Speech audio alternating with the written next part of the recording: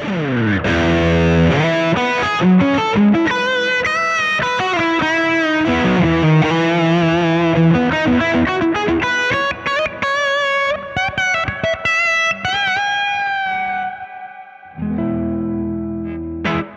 hello there everybody, how is it going? My name is Robert, and I'm back to playing guitar. The hand is all healed up at last, and whew, that was a rough week. I'm so happy to be playing guitar again. And obviously, I've got Eric Johnson on the brain. I've been listening to a lot of Eric Johnson. But I'm going to have a Eric Johnson style lesson later this week. And real quick, if you want to skip me talking, you totally can right here. That'll get you right to the topics that we're talking about today. Because we're talking all about 5 ways to get some better phrasing. And real quick, I'm actually going to be uploading a video every single day this week. Just something new I'm trying out to see if you guys like it. They're going to be normal videos, but Monday, Tuesday, Wednesday, Thursday, and Friday. And then a challenge lick video on Saturday, I believe. So let me guys know if you could in the comments if you dig the idea of that much content. So we'll see. We'll try it for a week and see where it goes. Now, for tones, I'm rocking the Wampler Ethereal, which is the delay and reverb, into the Joyo Clons, and that is going into my 2 notes right there. And that's tones. Now, if you'd like to check out some of my lesson packs that I offer, they're on my website, and let's go ahead and get going. Alright, tip number 1, this ties and applies to pretty much all of these, really. Think about the way that you speak as a person, you know.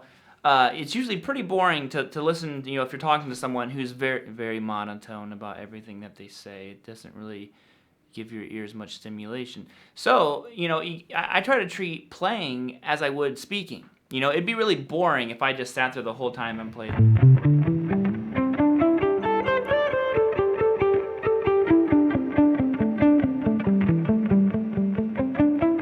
Same way without giving it some variation. So we're going to kind of approach it in that sense. Now the first one is adding space. See? You don't just talk, you know, you don't just talk forever and never take a breath. So you really want to treat, to me anyways, a solo or something like that in a very similar way. Now, like when I'm playing phrases, I like to give it room between them, because sometimes that space that's not there makes the, you know, the area that you are occupying with notes even more powerful. So we'll say you have a backing track, and we're just gonna say it's a blues, a 1-4-5 out of A. And if you know, you don't really want to be playing over something like that, or to me, really anything like this all the time. You know.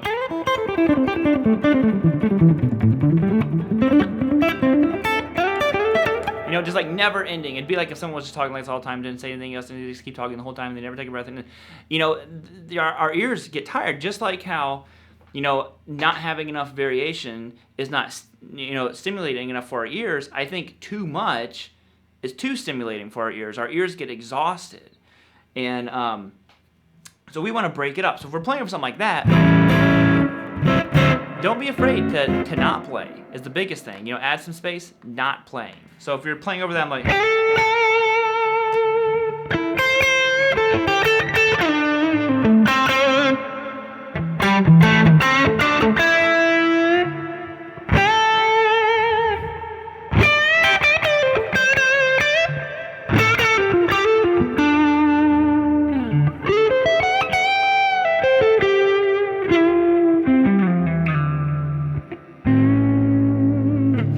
Always have to end with that. So that's the first tip. You know, add some space, maybe don't play, and that'll make your playing even better. All right, so on that same note, let's kind of, you know, talk about another topic of the same nature. So like I said before, you wouldn't just talk the same way all the time. If you listen to my voice is going all over the place in different pitches for different words, or if I'm adding emphasis on something, I might talk louder, or you know, be a little bit more high pitch or something like that. Do that with your playing, you know? Be very dynamic, you know, so add dynamics to your playing. And what I mean by that is, you know, don't just pick every single note. Add some hammer-ons in there. Hammer-on sounded different, didn't it? So, what if I just went like this one?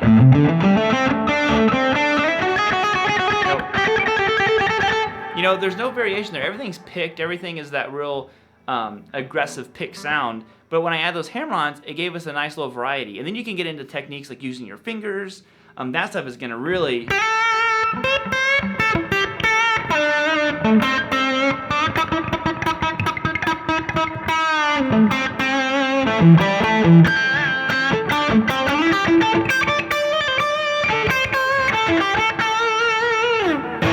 Lots of variation there with that very simple technique of using your fingers, changing how hard you're picking the notes. Maybe you're like,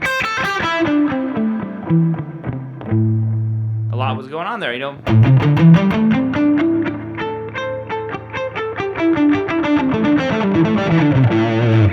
I can control like the swell of the note by how hard I'm picking it. So, you know, just those picking dynamics and stuff like that, and just dynamics in general on your guitar are extremely, extremely important. So let's talk about speed for a second. Now, you know, playing fast is a very common thing that people want to be able to do and aspire to, and I think it can have a ton of effect used in the right spot. And you know, I'm not the person who likes to hear someone play, you know, fast 24/7.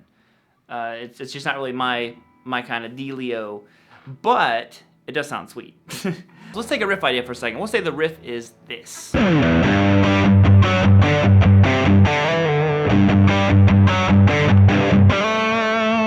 And you know, I might want to hear something kind of like melodic over it.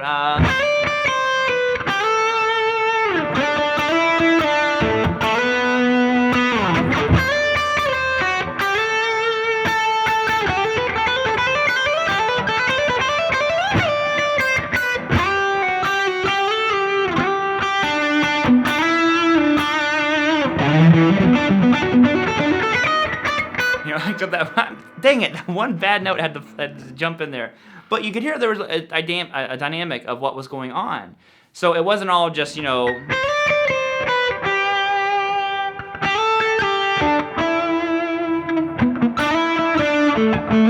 How boring would that be after so long? You know, it really wouldn't be that interesting. But for kind of doing that, look. And all of a sudden.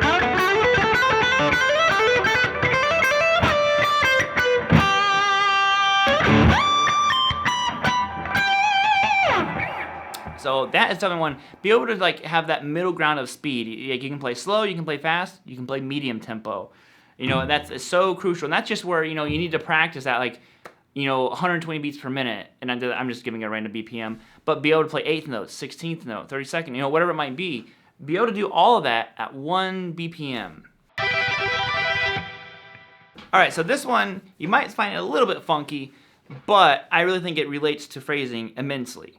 And that is the dynamics of your tone. So we talked about how hard you're picking and stuff like that. So we've kind of brushed on it, but now let's really talk about your tone, because your tone can emphasize different points in phrasing differently.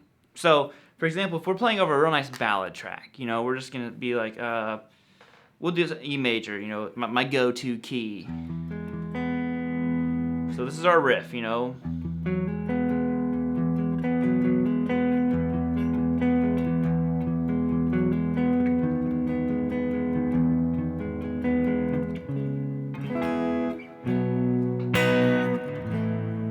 So there's our riff.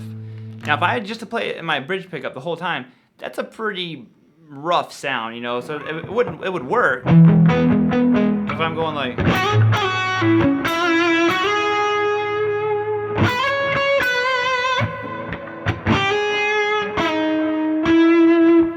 It's gonna work, but I think the neck pickup would sound much better if I. It's a softer sound, it's more suited to what's happening. And it makes me play differently. I want to do more like double stop. You kind of.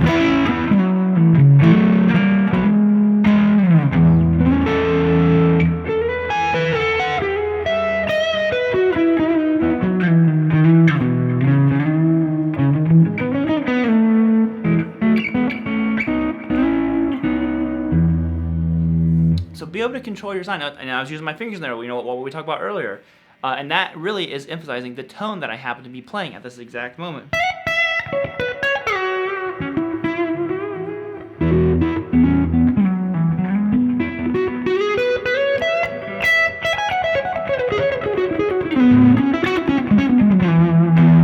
So different tones, you know, can make you play differently, and or just like maybe the way that you're bending or something like that is just totally different now with that tone than what it was before. It's gonna have more impact to the listener. Let's talk about scales, because they're important. And you might be thinking, well, why are we talking about scales? We're talking about phrasing. Well, this is why I think they're so important. I feel like in the beginning and all through stages of guitar, we have this constant balance of, is this the right note to play? How am I going to play the note? Now, without knowing scales, I feel like is this the note right to play? Is this the right note to play? Is much higher up here. We're much more unsure. You're not going to be playing as confidently, and just all kinds of stuff like that. Your mind is very divided. You don't know if this is the right note. You might learn over years of playing that when you're doing a blues in A, you're like, oh, this note works, but maybe you don't know why it works. You know that this note does.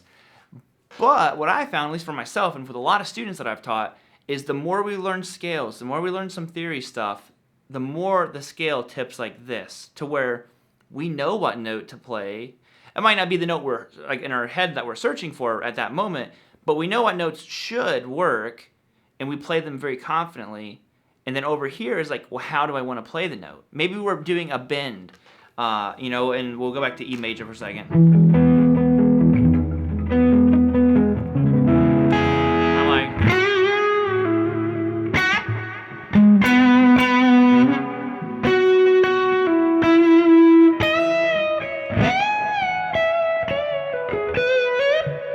So there was a lot of different bending techniques going on there. I did some half step bends. There was some more like a slur on it. There was that bend that just bent up, and I let go, and I let my hand mute the strings. Now that was because I wasn't worried about what note I was playing. I was confident in the note that I had chosen. I was focusing on how do I want to play the note. Maybe I want to slide into it. Slides are very difficult.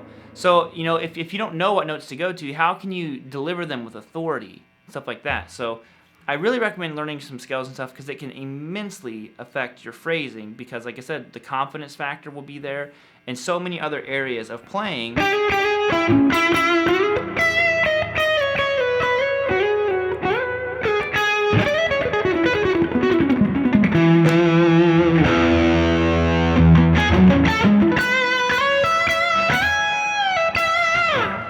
Alrighty guys, thank you all so much for watching. I truly appreciate it. I hope you enjoyed the video, got something out of it.